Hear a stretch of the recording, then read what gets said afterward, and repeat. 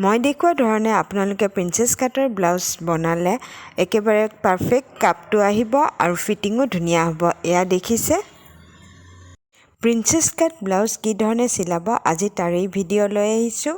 Already মই দুটা video' upload কৰিছোঁ, পাৰ্ট 1 আৰু পাৰ্ট 2, য'ত আমি কি ধৰণে প্ৰিন্সেছ কাটৰ ড্ৰাফটিং আৰু তাৰপিছত বেক নেকৰ কি ধৰণে ডিজাইনটো দিম সেয়া শ্বেয়াৰ কৰিছোঁৱে। ইয়াৰে লিংক ডেছক্ৰিপশ্যন বক্সত দি দিম বাৰু। আজিৰ ভিডিঅ'ত মই ফ্ৰণ্ট নেকৰ ডিজাইনটো লগতে প্ৰিন্সেছ কাট ব্লাউজ কি ধৰণে চিলাই তাৰে ভিডিঅ' শ্বেয়াৰ কৰিম। ফেশ্বন আৰু চিলাইলৈ আপোনালোক সকলোকে স্বাগতম জনাইছোঁ। আৰু মোৰ ভিডিঅ'বোৰ চাই যদি ভাল লাগে তেনেহ'লে লাইক শ্বেয়াৰ কৰি দিব, লগতে কমেণ্টতো জনাবলৈ নাপাহৰিব। আৰু এতিয়ালৈ যদি চেনেলত ছাবস্ক্ৰাইব কৰা নাই তেনেহ'লে প্লিজ তলত থকা ৰঙা ৰঙা ছাবস্ক্ৰাইব বাটনটো টিপি দিব। তেনেহ'লে দেৰি নকৰোঁ, আহক ভিডিঅ' ষ্টাৰ্ট কৰোঁ। প্ৰথমতে ব্লাউজৰ মেইন ফেব্ৰিকৰ লগত লাইনিঙৰ কাপোৰটো এই ধৰণে পাৰি লৈ পিনে চাৰিওফালটো চিলাই কৰি দিব লাগিব। এয়া বেক চাইডৰ পাৰ্টটো আৰু তাৰপিছত প্ৰিন্সেছ কাটৰ সন্মুখৰ পাৰ্ট 4টা আমি এই ধৰণে লগাই চিলাই কৰি দিব লাগিব চাইডে চাইডে।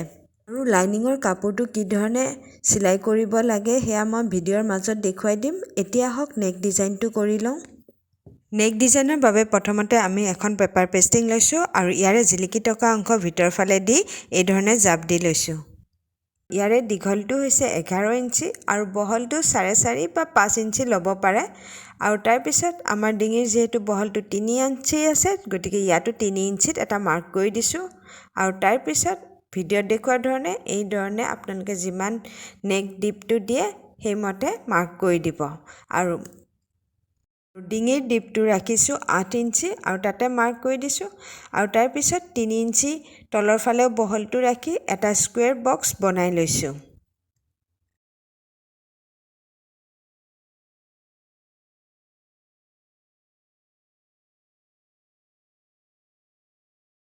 এতিয়া মেজাৰিং ফিটাডাল এই ধৰণে জাপ দি দিছোঁ আৰু তাৰপিছত ইয়াৰে মাজৰ পইণ্টটো উলিয়াই লৈছোঁ আৰু তাতে এটা মাৰ্ক কৰি দিছোঁ। আৰু এই মাজৰ পইণ্টটোৰ পৰা বাহিৰৰ ফালে আধা ইঞ্চিত এটা মাৰ্ক কৰি দিছোঁ। আৰু তাৰপিছত একেবাৰে ওপৰৰ ফালে ভিতৰৰ ফালে 0.25 ইঞ্চিত ভিডিঅ'ত দেখুওৱা ধৰণে এটা মাৰ্ক কৰি দিছোঁ।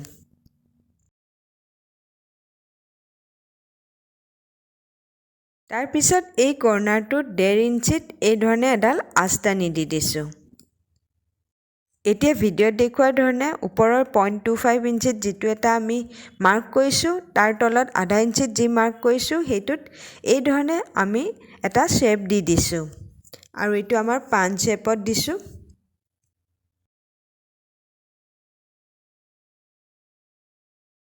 আৰু উল্টা চাইডেও এই ধৰণে মাৰ্ক কৰি দিছোঁ আৰু তাৰপিছত বাহিৰৰ ফালে 1 ইঞ্চিত এই ধৰণে মাৰ্ক এটা কৰি দি দিছোঁ। প্ৰথমতে এয়া মাজেদি এডাল আঁচ টানি লৈছোঁ আৰু তাৰপিছত কেঁচি দি দুটা পিচ কৰি লৈছোঁ। আৰু বাহিৰৰ যিটো আমাৰ শ্বেপ আছে সেইমতে আমি দুইটা পিচ কাটি লৈছোঁ।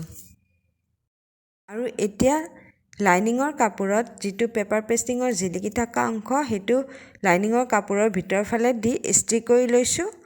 আৰু তাৰপিছত আধা ইঞ্চিত এই ধৰণে মাৰ্ক কৰি লৈছোঁ আৰু তাৰপিছত এইটো আমি কাটি লৈছোঁ। আৰু এই ধৰণে দি পিনে আমি এইটো চিলাই কৰি ল'ব লাগিব। আৰু এয়া দেখিছে মই এই ধৰণে চিলাই কৰি লৈছোঁ।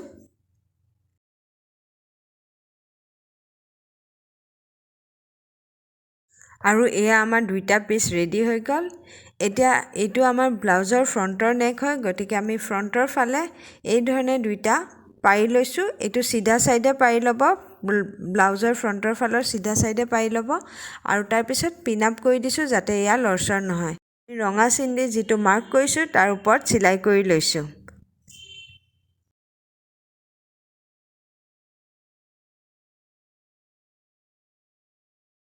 আৰু এই চিলাই কৰাৰ ভিতৰৰ ফালে 0.25 ইঞ্চিত এই ধৰণে পেঞ্চিলেদি মাৰ্ক কৰি লৈছোঁ। আৰু এইটোত আমি এতিয়া কেঁচি দি কাটি ল'ব লাগিব। ইয়াতে নেক ডিজাইনটো কৰাৰ আগতে লাইনিঙৰ কাপোৰটো চিলাই কৰি দি দিছোঁ। আৰু এয়া আমাৰ কাটা হৈ গ'ল। তাৰপিছত সৰু সৰু কাট দিছোঁ, চাব যাতে চিলাইত কাটা নাযায়। এই ধৰণে কাট দিলে আমাৰ নেকটো উল্টাই দিওঁতে ধুনীয়াকৈ উল্টি যাব। আৰু ভিডিঅ'ত দেখুৱাৰ ধৰণে এই ধৰণে নেকটো উল্টাই দি পিনে আমি ইয়াৰ ওপৰত ইস্ত্ৰি কৰি ল'ব লাগিব। ইস্ত্ৰি কৰাৰ পিছত ছাইডেদি আমি চিলাইটো কৰি দিলে আমাৰ নেকটো ৰেডি হৈ যাব। এতিয়া ফ্ৰণ্টৰ পাৰ্টৰ লাইনিঙৰ কাপোৰটো আৰু মেইন ফেব্ৰিকৰ কাপোৰটো এই ধৰণে পাৰি লৈ চাৰিওফালে আমি চিলাই কৰি দিব লাগিব। এই ধৰণে আমি গোটেইখিনি লাইনিঙৰ কাপোৰৰ লগত মেইন ফেব্ৰিকটো চিলাই কৰি ল'ব লাগিব। ইয়াতে মই এইটো পাৰ্টে দেখুৱাই দিছোঁ আৰু এক্সট্ৰা কাপোৰখিনি কাটি লৈছোঁ। ফ্ৰণ্টৰ প্ৰিন্সেছ কাটৰ এটা পাৰ্ট কৰি লৈছোঁ আৰু এটা পাৰ্ট মই আপোনালোকক দেখুৱাই দিছোঁ। এই ধৰণে এইটো পাৰ্ট লৈ লৈছোঁ আৰু তাৰ ওপৰত ভিডিঅ'ত দেখুৱাৰ ধৰণে এই ধৰণে দি পিনে আমি চিলাইটো কৰি ল'ব লাগিব। আৰু এয়া দেখিছে দুইটা পাৰ্ট সমান হৈছে, এটা পাৰ্টো চুটি দীঘল হোৱা নাই। আৰু এতিয়া মেচিনত যাওঁ আহক। দুইটাৰে চিধা পাৰ্ট দুটা ভিতৰৰ ফালে থৈ এই ধৰণে আমি প্ৰথমতে ওপৰৰ পৰা আৰ্মহোলৰ ওপৰৰ পৰা চিলাইটো কৰি লৈছোঁ আৰু তললৈ আহিছোঁ। আৰু চিলাই কৰি থাকোঁতে মাজে মাজে দুইটা পাৰ্ট সমানে মিলাই চাই ল'ব আৰু টানি নল'ব, লাহে লাহে চিলাইটো কৰি দিব।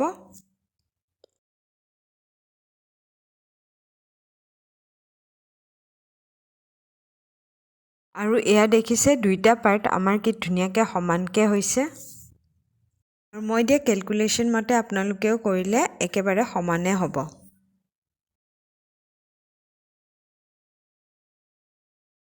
আৰু এয়া আমাৰ এইটো পাৰ্টো চিলাই কৰা হৈ গ'ল। এতিয়া ব্লাউজৰ বেক চাইডৰ ডাৰ্ট দুটা আমি চিলাই কৰি ল'ব লাগিব। এয়া দেখিছে মই ডাৰ্ট দুটা একেবাৰে সমান সমান দূৰত্বত দিছোঁ আৰু এতিয়া এয়া মেচিনত চিলাই কৰি লৈছোঁ। এই ধৰণে জাপ দি পিনে চিলাই কৰি ল'ব লাগিব। ডাৰ্টত এটা চিলাই কৰা হয় আৰু লাষ্টত লক কৰি দিব। আৰু লাইনিঙৰ কাপোৰেদি 1.75 ইঞ্চি বা 2 ইঞ্চি বহলৰ এই ধৰণৰ আমি কাপোৰ কাটি ল'ব লাগিব। 0.25 ইঞ্চিত এই ধৰণে আঁচ টানি লৈছোঁ আৰু এই কাপোৰৰ পিচটো আমি যিমান বেক চাইডৰ দীঘল হয় তাতকৈ 2-3 ইঞ্চি দীঘল ল'ব। আৰু এয়া ব্লাউজৰ চিধা চাইডে এই ধৰণে পাৰি ল'ব আৰু পিন আপ কৰি ল'ব যাতে কাপোৰটো লৰচৰ কৰি নাথাকে। আৰু এতিয়া আমি চিলাই কৰিও আহক। যিডাল আমি আঁচ টানিছোঁ তাৰ ওপৰত চিলাই কৰি দিছোঁ। আৰু মাজে মাজে অলপ অলপ দূৰত্বত 3বাৰ এই ধৰণে ফ'ল্ড কৰি দিছোঁ। এই ধৰণে ফ'ল্ড কৰি দিলে আমি যেতিয়া কাপোৰটো উল্টাই দিওঁ তেতিয়া ইজিলি উল্টি যাব। আৰু এইটো চিলাই আমাৰ কৰা হৈ গ'ল। এতিয়া আমাৰ এই কাপোৰটো এই ধৰণে দি দিছোঁ ভিডিঅ' দেখুৱাৰ ধৰণে আৰু তাৰ ওপৰত আমি আৰু এটা চিলাই কৰিব লাগিব।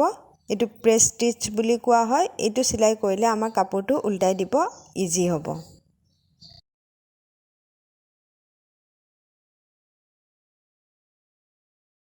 আৰু এক্সট্ৰা কাপোৰখিনি কেঁচি দি কাটি দিছোঁ।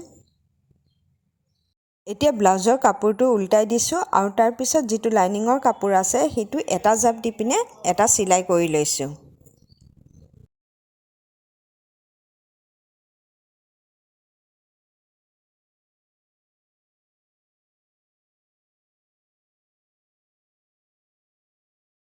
এতিয়া ব্লাউজৰ কাপোৰটো চিধা চাইডে পাৰি লৈ পিনে এই ধৰণে এবাৰ ফ'ল্ড কৰি দিছোঁ তলৰ কাপোৰটো ভিডিঅ'ত দেখুৱাৰ ধৰণে আৰু তাৰপিছত একেবাৰে তলত দি আমি চিলাইটো কৰি দিছোঁ। একেবাৰে কিনাৰেদি কৰি দিব চিলাইটো।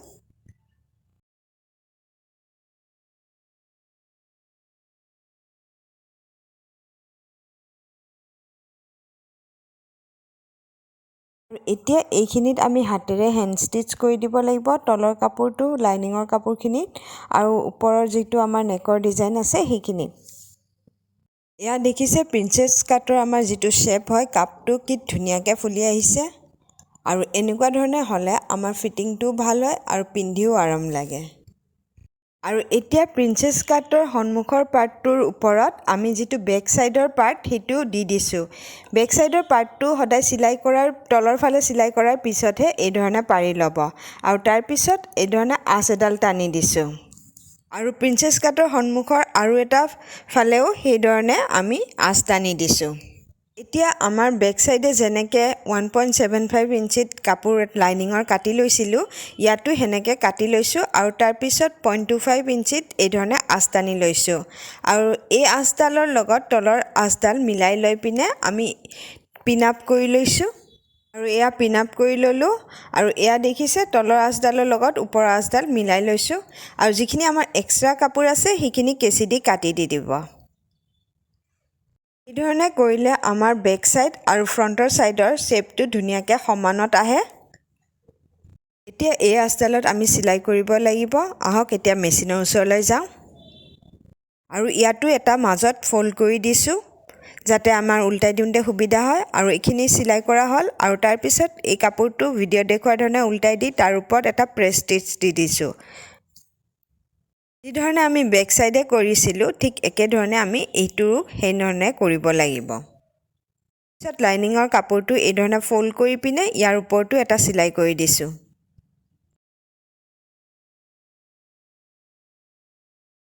তাৰপিছত কাপোৰটো ফল্ড কৰি চিধা সাইডে একেবাৰে তলৰ ফালে কাষেদি আৰু এটা চিলাই কৰি দি দিছোঁ আৰু এয়া আমাৰ চিলাই কৰা হৈ গ'ল আৰু এতিয়া আমি মেইন ফেব্ৰিকৰ কাপোৰটো লৈছোঁ আৰু সেয়া ৰাইট সাইডে লগাব লাগিব কিয়নো আমাৰ ৰাইট সাইডে হুক লগাম আমি আৰু মেইন ফেব্ৰিকৰ এই কাপোৰটো 3 ইঞ্চি বহল আৰু দীঘল যিমান আমাৰ সন্মুখৰ আছে তাতকৈ 1 ইঞ্চি দীঘল ল'ব কিয়নো আধা ইঞ্চি ওপৰ ফালে আৰু আধা ইঞ্চি তলফালে আমি ফল্ড কৰিব লাগিব আৰু মেইন ফেব্ৰিকৰ এই কাপোৰটো আমি ব্লাউজৰ সোঁফালে লগাব লাগিব কিয়নো তাতে আমাৰ হুক থাকিব প্ৰথমতে আমি এই ধৰণে এটা চিলাই কৰি ল'ব লাগিব এয়া দেখিলে আমাৰ চিলাই কৰা হৈ গ'ল এতিয়া ব্লাউজৰ সন্মুখৰ সোঁফালৰ পাৰ্টটো এই ধৰণে উল্টাই দি পিনে এটা ফল্ড কৰি পিনে আৰু এবাৰ ফল্ড কৰি এই ধৰণে ইয়াৰ ওপৰত চিলাই কৰি দিব লাগিব আৰু এইটো আমাৰ হৈ গ'ল ব্লাউজৰ সন্মুখৰ বাওঁফালৰ সাইডৰ লাইনিঙৰ কাপোৰ লৈছোঁ ইয়াতে আৰু ইয়াৰে বহলটো 3 ইঞ্চি আৰু দীঘলটো সেই একে 1 ইঞ্চি বেছি ল'ব আধা ইঞ্চি আমাৰ ওপৰৰ আৰু তলৰ ফালে ফল্ড কৰোঁতে লাগিব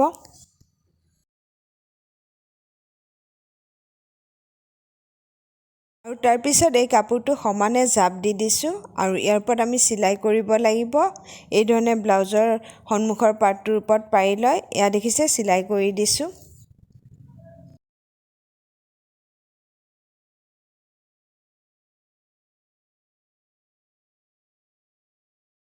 আৰু তাৰপিছত লাইনিঙৰ কাপোৰটো এই ধৰণে 2 জাপ দি পিনে চিলাই কৰি দি দিছোঁ আৰু ব্লাউজৰ বেক সাইডৰ চিধা পাৰ্টটো এই ধৰণে পাৰি লৈ সন্মুখৰ দুইটা পাৰ্ট এই ধৰণে আমি চিধা সাইডটো পাৰি লৈছোঁ আৰু যেহেতু এয়া আমাৰ স্লিভলেছ ব্লাউজ হয় গতিকে এতিয়া শোল্ডাৰ ষ্ট্ৰিপটো আপোনালোকে যিমান ৰাখে তাতকৈ আধা ইঞ্চি বেছি ৰাখিব যদি আপোনালোকে শোল্ডাৰ ষ্ট্ৰিপটো আফটাৰ ফিনিচিং 2 ইঞ্চি ৰাখিব বিচাৰিছে তেতিয়াহ'লে 2.5 ইঞ্চি ৰাখিব কাৰণ আধা ইঞ্চি আমাৰ চিলাইত যাব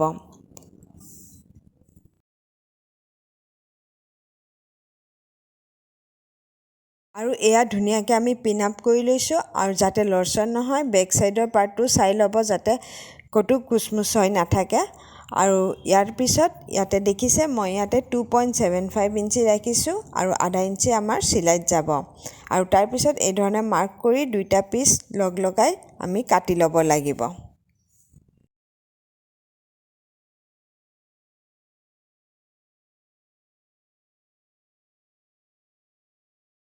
আৰু এতিয়া ব্লাউজৰ দুইটা চিধা সাইড ভিতৰৰ ফালে দি দিছোঁ আৰু এতিয়া আধা ইঞ্চি ঠাই ৰাখি কান্ধৰ ফাইল দুটা আমি আগে চিলাই কৰি ল'ব লাগিব আৰু এয়া আমাৰ কান্ধৰ সাইড দুটা চিলাই কৰা হৈ গ'ল আৰু এতিয়া আমি হাতৰ এইটো স্লিভলেছৰ এইখিনি চিলাই কৰিব লাগিব এটা পাৰ্ট মই কৰিছোঁ এটা পাৰ্ট আপোনালোকক দেখুৱাই দিছোঁ আৰু ইয়াতে আমি এতিয়া স্লিভলেছ কুৰ্টিত যি ধৰণে আমি বায়াছ কাপোৰ কাটি পিনে লগাইছিলোঁ ঠিক তেনেধৰণে ইয়াতো লগাব লাগিব স্লিভলেছ কুৰ্টিটোত আমি কি ধৰণে কৰিছোঁ সেয়া ডিটেইলছ দি দিছোঁ আপোনালোকে লিংক ডেছক্ৰিপশ্যন বক্সত দি দিম চাই ল'ব পাৰিব এতিয়া বায়াছকৈ কাটা কাপোৰটো আমি এই ধৰণে পাৰি লৈ সাইডেদি চিলাই কৰি দিব লাগিব আৰু এতিয়া ব্লাউজৰ দুইটা চিধা সাইড ভিতৰৰ ফালে দি দিছোঁ আৰু এই ধৰণে মাৰ্ক কৰি দুইটা পিচ লগাই আমি কাটি ল'ব লাগিব আৰু তাৰপিছত এই ধৰণে মাৰ্ক কৰি দুইটা পিচ লগাই আমি কাটি ল'ব লাগিব আৰু এতিয়া ব্লাউজৰ দুইটা চিধা সাইড ভিতৰৰ ফালে দি দিছোঁ আৰু এই ধৰণে পাৰি লৈ সাইডেদি চিলাই কৰি দিব লাগিব আৰু এতিয়া বায়াছকৈ কাটা কাপোৰটো আমি এই ধৰণে পাৰি লৈ সাইডেদি চিলাই কৰি দিব লাগিব আৰু এয়া আমাৰ চিলাই কৰা হৈ গ'ল। তাৰপিছত এই কাপোৰটো উল্টাই দি পিনে ইয়াৰ ওপৰত এটা প্ৰেছ ষ্টিচ কৰি দিব লাগিব। প্ৰেছ ষ্টিচ কৰিলে আমাৰ কাপোৰটো উল্টাই দিওঁতে সুবিধা হয়।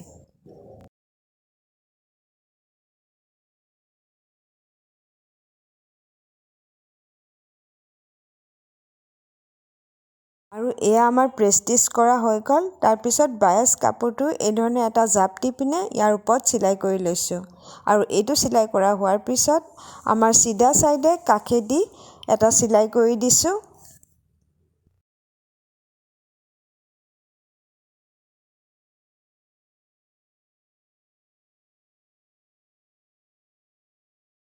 আৰু এতিয়া বেক চাইড আৰু নেকৰ চাৰিওফালে আমি হেণ্ড ষ্টিচ কৰি দিব লাগিব।